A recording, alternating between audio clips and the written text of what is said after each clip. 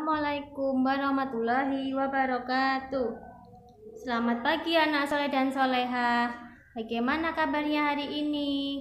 Tetap semangat ya mengikuti pembelajaran dari rumah. Marilah kita awali kegiatan belajar pagi hari ini dengan bacaan basmalah bersama-sama. Bismillahirrohmanirrohim. Pada pertemuan pagi hari ini kita akan mempelajari tema 4, subtema 2, pembelajaran 4, 5, dan 6. Kalian bisa persiapkan buku pulpena kalian.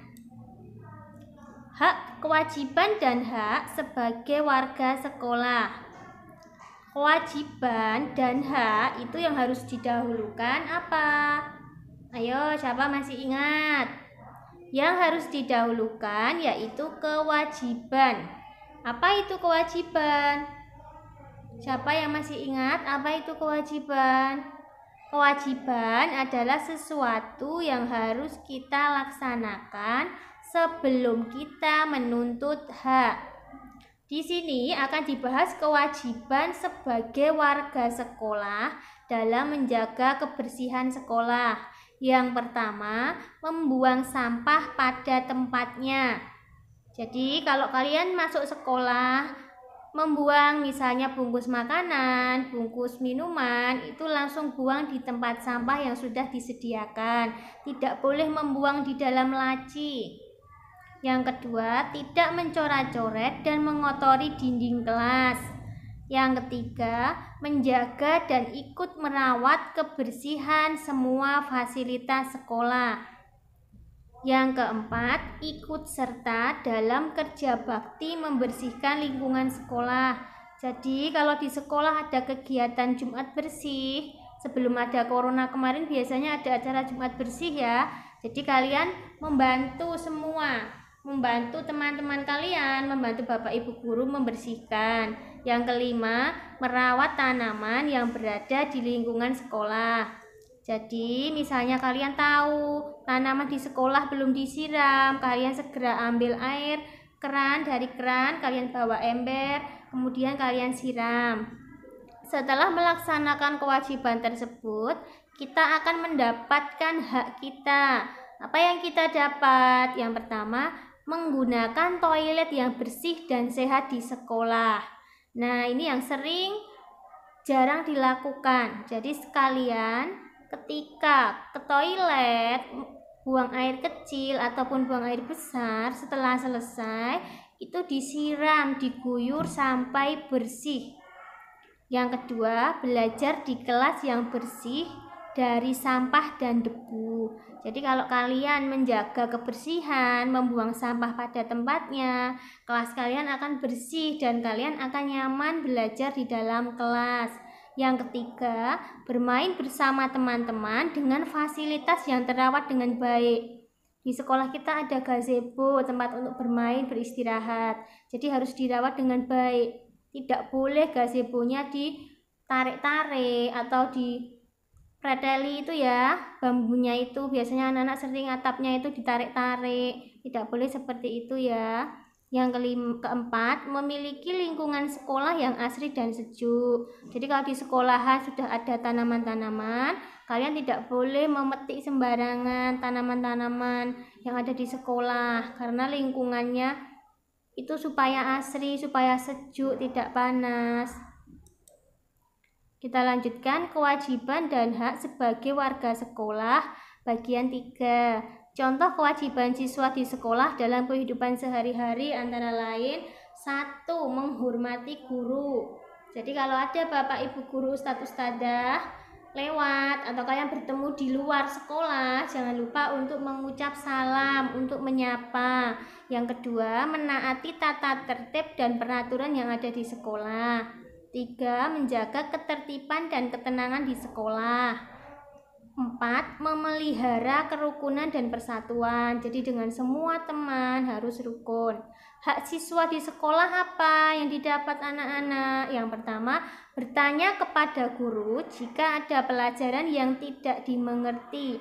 Jadi misalnya saat homeschooling kalian tidak paham materi matematika, kayak bisa bertanya langsung kepada Usrita.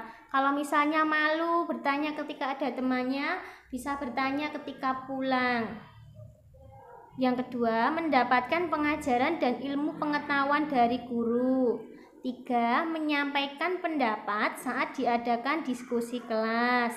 Yang keempat, diperlakukan dengan baik dan adil oleh guru saat belajar di kelas. Kita lanjutkan, menentukan dua bilangan yang selisihnya diketahui. Kalau minggu kemarin kita belajar menentukan dua bilangan penjumlahan, sekarang kita pengurangan, selisihnya diketahui. Perhatikan contoh di atas. Di sini diketahui selisihnya 112.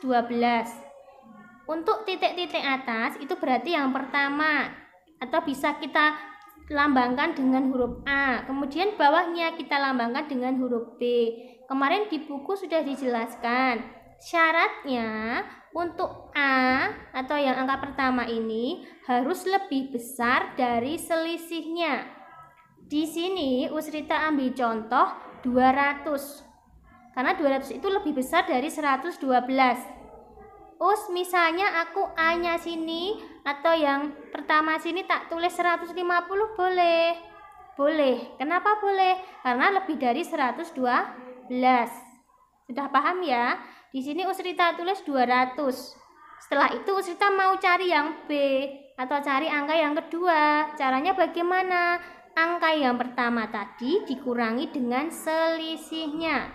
Angka yang pertama 200, berarti 200 dikurangi dengan 112. Kita kurangi, 0 kurangi 2 tidak bisa, pinjam, berarti nilainya jadi 10. 10 kurangi 2, 8. Di sini sudah dipinjam, jadi 9. 9 kurangi 1, 8. Di sini sudah dipinjam 1, sisa 1, kurangi 1, 0. Sehingga diperoleh 88. Sudah jelas ya? Sudah paham apa belum? Usrita ulangi, tadi selisihnya diketahui. Setelah itu kita tentukan dulu angka yang pertama atau yang di tempat A di sini. Caranya bagaimana? Ambil angka yang lebih besar dari selisihnya. Kalian letakkan di sini. Kemudian untuk mencari yang B atau angka kedua, caranya angka pertama kurangi dengan selisih. Kalau gitu berarti nanti jawabannya beda-beda ya Iya, jawabannya nanti beda-beda antara angka pertama dan kedua. Misalnya punyanya Mbak Arisda nanti berbeda dengan punyanya Mbak Cleo, jawabannya tidak masalah. Yang penting nanti ketika dihitung prosesnya itu selisihnya sesuai dengan soalnya, selisihnya 112. Sudah paham ya? Kita lanjutkan. Membuat soal cerita pengurangan dua bilangan yang hasilnya diketahui. Contohnya, Pak Guru membeli sejumlah bibit tanaman untuk ditanam di pekarangan sekolah. Bibit yang berhasil tumbuh dengan baik ada sebanyak 86 buah. Berarti diketahui bibitnya 86. Ini berarti namanya apa tadi? Selisih. Berapa kemungkinan total bibit dan banyak bibit yang gagal tumbuh dapat dituliskan seperti tabel berikut. Caranya sama seperti yang tadi, cuman yang ini modelnya soal cerita. Selisihnya ditulis 86. Berarti di depan sini kolom pertama itu angka pertama atau sebagai A. Terus yang kolom kedua ini sebagai angka kedua atau sebagai B. Caranya sama seperti tadi. Untuk angka pertama itu ambil angka yang lebih besar dari 86. Di sini diambil angka 186. Sekarang cari angka keduanya. Angka keduanya bagaimana tadi caranya? Angka pertama kurangi dengan selisih yang diketahui. 186 kurangi 86 sehingga diperoleh 100. Contoh yang kedua, masih dengan angka yang sama, selisihnya 86. Di sini diambil angka 200, berarti angka keduanya bisa dicari. 200 kurangi 86, sehingga diperoleh angka 114. Contoh yang ketiga, diambil angkanya 375.